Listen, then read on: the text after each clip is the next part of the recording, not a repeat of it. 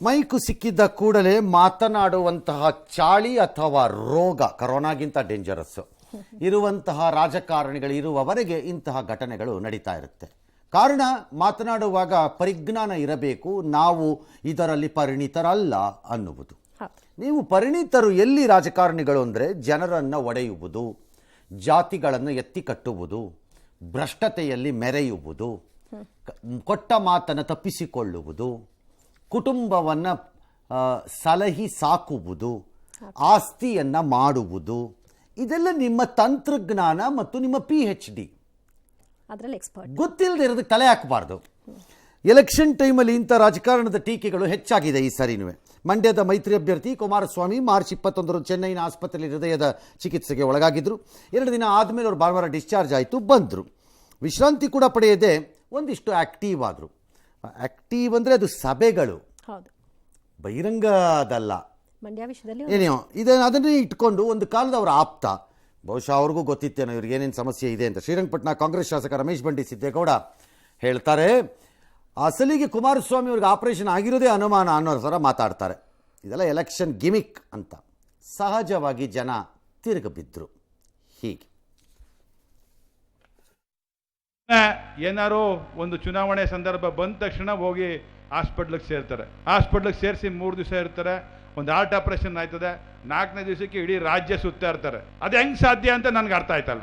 ಯಾರು heart patients, ಈಗ ಚೆಲುವಣ್ಣ ಇಲ್ಲೇ ಕೂತವನೆ, ಚೆಲುವಣ್ಣಂಗೆ ಇರ್ತಕ್ಕಂಥ ಸೇಮ್ ಕಾಯಿಲೆ ಅವ್ರ ಸ್ನೇಹಿತರಿಗೆ ಕುಮಾರಣ್ಣಂಗೆ ಇರ್ತಕ್ಕಂಥದ್ದು. ಇವನು ಹಾಸ್ಪಿಟ್ಲಿಗೆ ಸೇರಿಸಿದ್ರೆ 1 ತಿಂಗಳಾದರೂ ಈಚೆಗೆ ಬರೋಲ್ಲ. ಅದು ಹೆಂಗೆ 2 ದಿವಸಕ್ಕೆ ನಾವು ಹಾರ್ಟ್ ಆಪರೇಷನ್ ಮಾಡಿಸ್ಕೊಂಡು ನಾವು ಈಚೆಗೆ ಬರೋದು ನನಗಂತೂ ಗೊತ್ತಾಯ್ತು. ಅವರ ಹಿರಿತನಕ್ಕೆ ಬಹುಶಃ ಇದು ಶೋಭೆ ತರ್ತಕ್ಕಂಥದ್ದಲ್ಲ. ನಾವೇನು ನಮ್ಮ ತಂದೆಯವ್ರಿಗೆ ಆಪರೇಷನ್ ಆಗಿದೆ, ಅದರ ಅನುಕಂಪದ ಆಧಾರದ ಮೇಲೆ ನಮಗೆ ಮತ ನೀಡಿ ಅಂತಕ್ಕಂಥದ್ದು ನಾವು ಕೇಳ್ತಾ ಇಲ್ಲ. ಸುಮ್ಮನೆ ಮೊಸಳೆ ಕಣ್ಣೀರಾಗ್ತಕ್ಕಂಥದ್ದು ನಮ್ಮ ಕುಟುಂಬ ಎಂದೂ ಕೂಡ ಮಾಡಿಲ್ಲ. ನಾಳೆ ಯಾರೋ ಅಕಸ್ಮಾತ್ ಕಾಂಗ್ರೆಸ್ ಪಾರ್ಟಿಯವ್ರಿಗೂ ಏನಾದರೂ ಹಾರ್ಟ್ ಪ್ರಾಬ್ಲಮ್ ಮತ್ತೊಂದು ಯಾರ್ದೋ ಆಗಿ, ಯಾರಿಗೂ ಆಗ್ಬೇಕಂತ ನಾವು ಬಯಸ್ತಾ ಇಲ್ಲ, ಅವ್ರಿಗೆ ತೊಂದರೆ ಆದರೆ ನಾವು ಸಹಾನುಭೂತಿ ವ್ಯಕ್ತಪಡಿಸಬೇಕು. ಯಾರು ಹೋಗಿ ಫೇಕ್ ಆಪರೇಷನ್ ಮಾಡ್ಕೊಳ್ಳಿಕ್ಕೆ ಸಾಧ್ಯ ಇದೆ ಚೆನ್ನೈ ಅಂತ ಹಾಸ್ಪಿಟಲ್ದವ್ರೆ? ಅವರು ಸುಳ್ಳು ಹೇಳಿದ್ದಾರೆ ಅಂತ ನಿಮಗೆ ಹೆಂಗೆ ಗೊತ್ತು? ಹಾಸ್ಪಿಟಲ್ದವ್ರು ಸುಳ್ಳು ಹೇಳ್ತಾರೆ. ವೈಯಕ್ತಿಕ ವಿಚಾರಗಳನ್ನು ನಾವು ಯಾರೂ ಮಾತಾಡಬಾರ್ದು, ಅದು ಮಾಡೋದು ಸೂಕ್ತ ಅಲ್ಲ ಅಂತ ನನಗನ್ಸುತ್ತೆ. ಸಾರ್ವಜನಿಕ ಜೀವನದಲ್ಲಿ I don't think it is a right spirit. ಅವರೆಲ್ಲ ಒಂದೇ ಗರಡಿಲಿ ಬೆಳೆದವರು. ಅವ್ರ ಪಟ್ಟು ಇವ್ರಿಗೆ ಗೊತ್ತಿರ್ತದೆ, ಇವ್ರ ಪಟ್ಟು ಅವ್ರಿಗೆ ಗೊತ್ತಿರ್ತದೆ. ಅರ್ಥ ಆಯ್ತಾ? ಸೊ ಅವ್ರು ಮಾತಾಡ್ತಾರೆ. DK Shivakumar atrociously wrong in defending such ಈ ಥರದ ತುಂಬ ಕ್ಷುಲ್ಲಕವಾದ ಮನಸ್ಸುಗಳಿದೆಲ್ಲ ಅಷ್ಟೇ. For example, madam Sonia Gandhi ಅವರಿಗೆ ಸಣ್ಣದಾದೇನೋ ಅಂತ ಒಂದು ಸಣ್ಣ ಆರೋಗ್ಯ ಸಮಸ್ಯೆ ಏನೋ ಇರ್ಬೋದು. Does anybody take it as a political weapon? ಯಾರು ತಗೋತಾರಾ? ತೊಗೊಂಡ್ರೆ ಸುಮ್ಮನಿರಬೇಕಾ? DK Shivakumar must understand, corona ಆದಮೇಲೆ ಯಾರಿಗೆ ಏನು ಬೇಕಾದರೂ ಯಾವ ಕ್ಷಣದಲ್ಲಿ ಬೇಕಾದ್ರೂ ಆಗ್ಬೋದು. ಅದನ್ನು ನೆನಪಿಟ್ಕೋಬೇಕು. ಇದು ಅತ್ಯಂತ ಕ್ಷುಲ್ಲಕವಾದದ್ದು. ಮತ್ತು ಇದಕ್ಕೊಂದು ಕ್ವಿಕ್ಕಾಗಿ ಹೇಳಿಬಿಡ್ತೀನಿ ನಾನು ಏನು ಅಂತ. ದಿ ಆನರಬಲ್ MLA ಡಾಕ್ಟರ್ ಅಲ್ಲ, ನಾನು ಡಾಕ್ಟರ್ ಅಲ್ಲ, ಆದರೆ ನನಗೆ ಕನಿಷ್ಠ ಪ್ರಜ್ಞೆ ಮತ್ತು ಪರಿಜ್ಞಾನ ಅನ್ನೋದೊಂದಿದೆ. ನಾನು ಇಂಥದನ್ನು ಮಾತಾಡೋಕ್ಕೆ ಮೊದಲು ಒಂದು ಡಾಕ್ಟರ್ ಕೇಳ್ಕೊತೀನಿ ಫೋನ್ ಮಾಡಿ, ಏನಿರಬಹುದು ಏನದು ಅಂತ. ನೀವು ಅದನ್ನು ಕೇಳೋದೂ ಇಲ್ಲ. ಯಾಕಂದರೆ ರಾಜಕಾರಣಿ ಮತ್ತು ಮಂತ್ರಿ ಅಧಿಕಾರ ಬಂದ ಮೇಲೆ ನಮಗೆಲ್ಲ ಗೊತ್ತು ಅನ್ನೋ ದಿಮಾಕು ಮತ್ತು ಅಹಂ ಇರುತ್ತೆ. ಅಲ್ಲಿ ನೀವು ಡಾಕ್ಟರ್ ಅಲ್ಲ, you should have the common sense. ಯಾಕೆ? ಓಪನ್ ಹಾರ್ಟ್ ಸರ್ಜರಿ ಆದಾಗ ಸಹಜವಾಗಿ ಅದಕ್ಕೆ ಬೇಕಾಗುವಂಥ ವಿಶ್ರಾಂತಿ ಬಹಳ ಹೆಚ್ಚು, depending upon patient condition, age, criticality ಎಲ್ಲದರ ಮೇಲೆ ಆಧಾರ.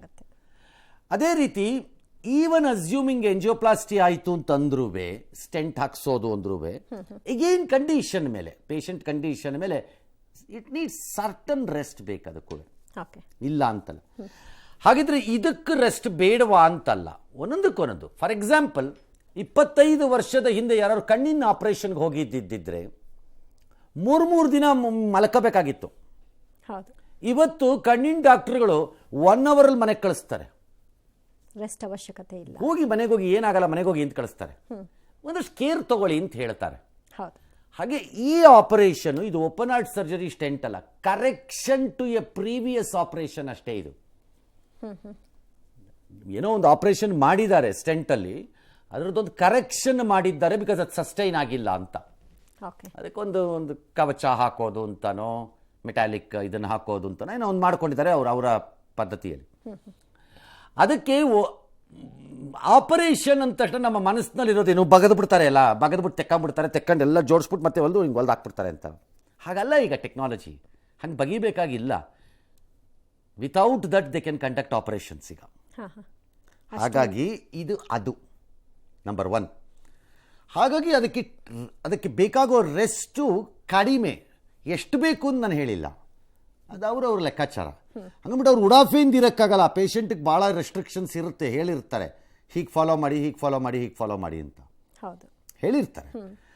ಒಂದು ದೊಡ್ಡ ಆಸ್ಪತ್ರೆಗೆ ಹೋಗಿ ವಿದೇಶದ ತಜ್ಞರನ್ನು ಕರೆಸ್ಕೊಂಡು ಮಾಡಿಸ್ಕೊಂಡು ಬಂದಾಗ ಅದನ್ನು ಅನುಮಾನ ಪಡುವಂತಹ ನನಗೆಲ್ಲ ಗೊತ್ತಿದೆ ಅನ್ನೋಂಥ ದಿಮಾಕನ್ನು ಬಿಟ್ಬಿಡಿ. ಇಂಥ ಮಾತುಗಳಿಂದ ನಿಮಗೆ ರಾಜಕಾರಣದಲ್ಲಿ 4 ಕೋಟಿ ಬರಲ್ಲ. ಇವತ್ತು ಆ ಶಾಸಕರು ಆಡಿರೋ ಮಾತಿಗೆ 4 ಕೋಟಿ ಅಂತೂ ಬರಲ್ಲ. 4 ಕೋಟಿ ಹೋಗ್ಬೋದು, ಮೋಸ್ಟ್ಲಿ ಡ್ಯಾಮೇಜ್ ಆಗ್ಬೋದು, ಹೋಗುತ್ತೆ, ಬರಲ್ಲ. ಬರದೇ ಇರುವ ಮಾತುಗಳಿಂದ ಮತ ಬರದೇ ಇರುವಾಗ ಆ ಮಾತುಗಳಿಗೇನು ಪ್ರಯೋಜನ? ಶಾಮನು ಶಿಶಂಕಪ್ಪ ಅಡಿಗೆ ಮನೆ ಕತೆ ಹೇಳ್ದಂಗೆ ನಿನ್ನೆ, ಏನು ಪ್ರಯೋಜನ, ಏನು? What is the use? ಆಡೋ ಮಾತಿನ ಮೇಲೆ ಹಾಗಾಗಿ ನನಗೆ ಅರ್ಥ ಆಗ್ತಿಲ್ಲ. ಯಾಕಂದರೆ ಹಿಂದೆ ಯಾರೋ ಒಬ್ರು ಒಂದ್ಸರಿ ರಕ್ತದ ವಿಚಾರ ಬಂತು ಅಂತಾನೋ, ಇನ್ಯಾರೋ ಒಬ್ರು ಯಾರೋ ಉಪವಾಸ ಮಾಡಿದ್ರು ಅಂತಂದಾಗ ಅದ್ರ ಬಗ್ಗೆನೋ, ಈ ಥರ ಎಲ್ಲ ಬಾಯಿಗೆ ಬಂದಂಗೆ ಉಡಾಪೆ ಮಾತಾಡೋದಿದೆ. ತಿಳ್ಕೋಬೋದು ಅನ್ಸತ್ ನನಗೆ. ಕರ್ನಾಟಕದ ವಿಷಯದಲ್ಲಿ ಈ ರೀತಿ ಆರೋಗ್ಯದ ಕಾಮನ್ ಸೆನ್ಸ್ ಇಲ್ಲದೆ ಇದ್ರೆ ಮಾತಾಡಬೇಡಿ ಆ ಸಬ್ಜೆಕ್ಟ್ಗಳನ್ನು, ಅಥವಾ ಕನಿಷ್ಠ ಪ್ರಜ್ಞೆಯಲ್ಲಿ ತಿಳ್ಕೊಳ್ಳಿ. ಅದು ಮಾಡದಿದ್ರೆ ಏನು ಮಾಡಬೇಕು? ಆಪರೇಷನ್ ಆಗಬಾರ್ದು ಅಂತ ಎಲ್ಲಿದೆ? ಬಹಳ ಜನಕ್ಕೆ 85 ವರ್ಷ ಆದಾಗ, 80 ವರ್ಷ ಕ್ರಾಸ್ ಆದಾಗ ಕೆಲವರಿಗೆ ಓಪನ್ ಹಾರ್ಟ್ ಸರ್ಜರಿಗಳೇ ಮಾಡಿದ್ದಾರೆ, ಫಸ್ಟ್ ಕ್ಲಾಸಾಗಿ ಬದುಕಿದ್ದಾರೆ, ಫಸ್ಟ್ ಕ್ಲಾಸಾಗಿ ಬದುಕಿರ್ತಾರೆ ಅಲ್ವಾ? ಆ ಏಜಲ್ಲಿ ನಾನು ಮಾತಾಡ್ತಿರೋದು. ನನ್ನ ಕುಟುಂಬದಲ್ಲೇನೆ ಅಂಥದ್ದು ಘಟನೆ ನಡೆದಾಗ ಅರೌಂಡ್ 3 days 2 days ಆದಾಗ ಅವರು ಇಳಿದು ಬಂದು ಕಾರಲ್ಲಿ ಕೂತ್ಕೊಂಡು ಮನೆಗೆ ಬಂದರು. ಅದವ್ರ ಶಕ್ತಿ. Exactly, yes. ಇನ್ನು ಸಚಿವ ಮುನಿಯಪ್ಪ ಮತ್ತು ರಮೇಶ್ ಕುಮಾರ್ ಬಣ ಸಂಘರ್ಷದಲ್ಲಿ ಕೋಲಾರ ಟಿಕೆಟ್ 3ನೇಯವರ ಪಾಲಾಗಿದೆ. ಎಸ್ಸಿ ಎಡಗೈ ಸಮುದಾಯದ ಯುವ ಮುಖಂಡ ಬೆಂಗಳೂರು ನಗರ ಜಿಲ್ಲಾಧ್ಯಕ್ಷ ಗೌತಮ್ ಕುಮಾರ್ಗೆ ಹೈಕಮಾಂಡ್ ಮಣೆ ಹಾಕಿದೆ. ಅಳಿಯನಿಗೆ ಟಿಕೆಟ್ ಕೈ ತಪ್ಪಿದ ಹಿನ್ನೆಲೆಯಲ್ಲಿ ನಿರಾಸೆಯಿಂದ ದೆಹಲಿಯಿಂದ ಮುನಿಯಪ್ಪ ಅವರು ವಾಪಸ್ಸಾಗಿದ್ದಾರೆ. ಮುನಿಯಪ್ಪ ಮಾತಿನಲ್ಲಿ ಅಸಮಾಧಾನ ವ್ಯಕ್ತವಾಗಿದೆ. ಈಗಾಗಲೇ ಕೋಲಾರದಲ್ಲಿ ಗೌತಮ್ ವಿರುದ್ಧ ಗೋಬ್ಯಾಕ್ ಚಳುವಳಿ ಆರಂಭವಾಗಿದೆ. ಆದರೆ ಪಕ್ಷದ ಶಿಸ್ತನ್ನ ಯಾರು ಉಲ್ಲಂಘನೆ ಮಾಡ್ತಾರೋ ಮುಲಾಜಿಲ್ದೆ ಕ್ರಮ ಅಂತ ಕೆಪಿಸಿಸಿ ಅಧ್ಯಕ್ಷರು ಎಚ್ಚರಿಕೆ ಕೊಟ್ಟಿದ್ದಾರೆ. ಈ ಹೊತ್ತಲ್ಲೇ ಮುನಿಯಪ್ಪ ಭೇಟಿಗೆ ಕೆವಿ ಗೌತಮ್ ಕಸರತ್ತು ನಡೆಸಿದ್ದಾರೆ.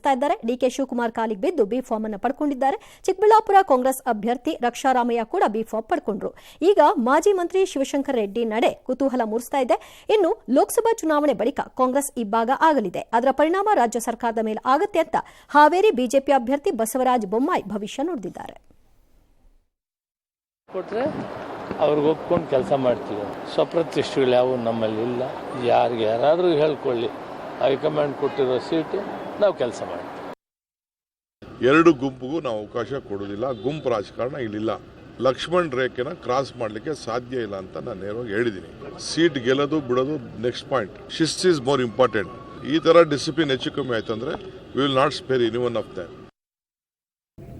ಮೋದಿಯವರು ಪ್ರಮಾಣ ವಚನ ತೆಗೆದುಕೊಂಡು 3 ತಿಂಗಳಲ್ಲಿಯೇ ಕಾಂಗ್ರೆಸ್ನಲ್ಲಿ ರಾಷ್ಟ್ರ ಮಟ್ಟದಲ್ಲಿಯೇ ಸಮಸ್ಯೆ ಹೇಳ್ತದೆ, ಇಬ್ಬಾಗೋ ಸಾಧ್ಯತೆ ಇದೆ. ಆ ಲಕ್ಷಣಗಳು ಎಲ್ಲವೂ ಕೂಡ ಅದೇ ಕಾಣ್ತಾ ಇದೆ. ಆಲ್ ರೈಟ್, ಬೊಮ್ಮಾಯಿ ಅವರಿಗೆ ರಾಷ್ಟ್ರ ಮಟ್ಟದ ಮಾಹಿತಿ ಆಗಿರೋದ್ರಿಂದ ನಮಗೆ ಗೊತ್ತಿಲ್ಲ. ಅದು ಅವರು ಫಾರ್ಮರ್ CM ದೊಡ್ಡ ಲೀಡ್, ಹಾಗಾಗಿ ಅವ್ರಿಗೆ ಏನಾದ್ರು ಮಾಹಿತಿ ಇರಬೇಕು. ಇನ್ನು ಟಿಕೆಟ್ ತಪ್ಪಿರೋದಕ್ಕೆ ಕೋಲಾರದಲ್ಲಿ ಮುನಿಯಪ್ಪನವರು ಬಹಳ ಶಾಂತವಾಗಿ ತಮ್ಮ ಪ್ರತಿಕ್ರಿಯೆಯನ್ನು ಕೊಟ್ಟಂಗೆ ಕಾಣಿಸ್ತಾ ಇದೆ. ಟ್ರೈ ಮಾಡ್ತೀನಿ. ಕಳೆದ ಬಾರಿ ಮುನಿಯಪ್ಪನವರ ಬಹುದೊಡ್ಡ ಆರೋಪ ಮತ್ತು ಆಕ್ಷೇಪ ಅಧಿಕೃತವಾಗಿ ಲಿಖಿತವಾಗಿ ಇದ್ದದ್ದು ಏನು?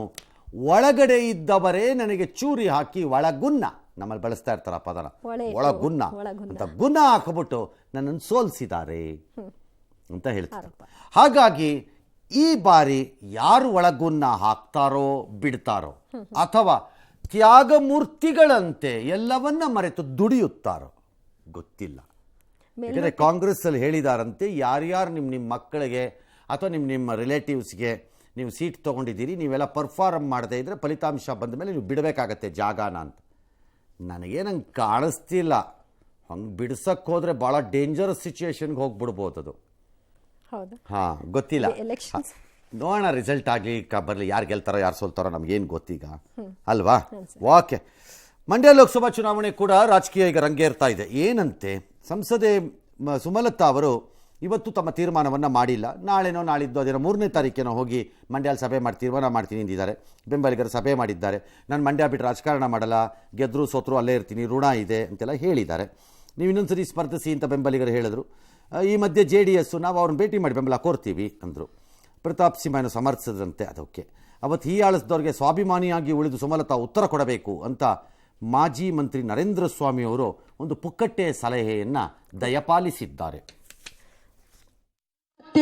ನಾನು ಮಂಡ್ಯ ಬಿಟ್ಟು ಎಲ್ಲೂ ಹೋಗಲ್ಲ ಅನ್ನೋ ಮಾತನ್ನೇ ನಾನು ಹೇಳ್ತಾ ಇದ್ದೀನಿ. ನಿಮ್ಮನ್ನ ವಿಶ್ವಾಸಕ್ಕೆ ತಗೊಳ್ಳದೆ, ನಿಮ್ಮನ್ನ ನೋಯಿಸಿ ಯಾವುದೇ ನಿರ್ಧಾರ ಸುಮಲತಾ ಅಂಬರೀಶ್ ತಗೊಳ್ಳಲ್ಲ. 3ನೇ ತಾರೀಕು ನಾನು ಮಂಡ್ಯದಲ್ಲೇ ಸಭೆ ಮಾಡ್ತೀನಿ. ನನ್ನ ನಿರ್ಧಾರ ಏನು ಅಂತ ನಾನು ಅಲ್ಲೇ ಹೇಳ್ತೀನಿ. ಇವತ್ತು ಇಲ್ಲಿ ಇರ್ತಕ್ಕಂಥ ಹಾಲಿ ಸಂಸದರೇನಿದ್ದಾರೆ ಅವ್ರನ್ನೂ ಕೂಡ ಅತಿ ಶೀಘ್ರದಲ್ಲೇ ಸೌಹಾರ್ದಿತವಾದಂತ ಒಂದು ಭೇಟಿಯನ್ನ ಮಾಡಿ ಅವ್ರನ್ನೂ ಕೂಡ ಒಂದು ಬೆಂಬಲವನ್ನು ಕೇಳ್ತೇವೆ. ಈ ಮಳವಳ್ಳಿಗೆ ಅವಮಾನ ಮಾಡ್ಕೊಡ್ದು ಎಚ್ಚರಿಕೆಯಲ್ಲಿ ಅವತ್ತು ಸ್ವಾಭಿಮಾನದ ಮಾತಾಡಿದ್ರಲ್ಲ, ನಿಜವಾದ ಸ್ವಾಭಿಮಾನನ ಉಳಿಸ್ಕೊಳ್ತಕ್ಕ. ಆಲ್ರೈಟ್, ಅವ್ರು ಹೇಳ್ತಾರೆ ನರೇಂದ್ರ ಸ್ವಾಮಿ ನಾವೆಲ್ಲ ಅವತ್ತು ಕೆಲಸ ಮಾಡಿದ್ವಿ, ನಿಮ್ಮ ಋಣ ಇದೆ, ನಮ್ಗೆ ಋಣ ಇದೆ ನಮ್ಮ ಮೇಲೆ ಅಂತ. ನೀವವತ್ತು ಸುಮಲತಾ ಕೆಲಸ ಮಾಡಿದ್ರಿ ಅಂದರೆ ಅವತ್ತಂಗಾರೆ ಮೈತ್ರಿ ಧರ್ಮದ ದ್ರೋಹ ಅಲ್ವಾ ಅದು? ಹೌದು, ಆ ಪ್ರಶ್ನೆ ಬರಬೇಕಲ್ಲ. ಮೇಡಮ್ ಈಗ ಏನು ತೀರ್ಮಾನ ತಗೋತಾರೋ ಬಿಡ್ತಾರೋ ನನಗೆ ಗೊತ್ತಿಲ್ಲ, ಅವ್ರು ಆ ತೀರ್ಮಾನ ತಗೊಳ್ಳಿ, ಅದು ಪ್ರಶ್ನೆ ಬೇರೆ. ಬಟ್ ಈಗ ನೀವು ರೀಕಾಲ್ ಮಾಡಿ, ಅವತ್ತು ಅದು ಡ್ರಾಮಾ ಅಲ್ವಾ ಹಂಗಾರೆ? ಅವತ್ತು ಜೋಡೆತ್ತು ಅಂತ ಕೈ ಎತ್ತಿದಾಗ ಹಂಗಾರೆ ಅದು ಡ್ರಾಮಾ ಅಲ್ವಾ ಅದು? It's very unfair. ನಿಮ್ಮನ್ನು ಎಕ್ಸ್ಪೋಸ್ ಮಾಡ್ಕೋತಾ ಇದ್ದೀರಿ ಒಬ್ಬೊಬ್ಬರಾಗಿ ಅಷ್ಟೇ. ಸಮಯ ಕಳೆದಂತೆ ಏನು ಗೊತ್ತಾಗ್ತದೆ ಗೊತ್ತಿಲ್ಲ ಅವರು ಏನು ತೀರ್ಮಾನ ತಗೋತಾರೆ ಅಂತ. ಬಟ್ ಒಂದಂತೂ ನಿಜ, ಕಳೆದ ಬಾರಿಯ ಚುನಾವಣೆಯ ಪರಿಸ್ಥಿತಿಯಲ್ಲಿ ಅವರು ಪಕ್ಷೇತರರಾದರೂ ಅದನ್ನು ಅತ್ಯಂತ ಪ್ರಬಲವಾಗಿ ನಿಭಾಯಿಸುವಂತಹ ಸನ್ನಿವೇಶ ಮತ್ತು ಶಕ್ತಿ ಅವರಿಗಿತ್ತು. ಹಲವಾರು ಸನ್ನಿವೇಶಗಳ ಬ್ಯಾಕ್ಗ್ರೌಂಡು ಹೇಳೋದ್ರಿಂದ ನಾನು.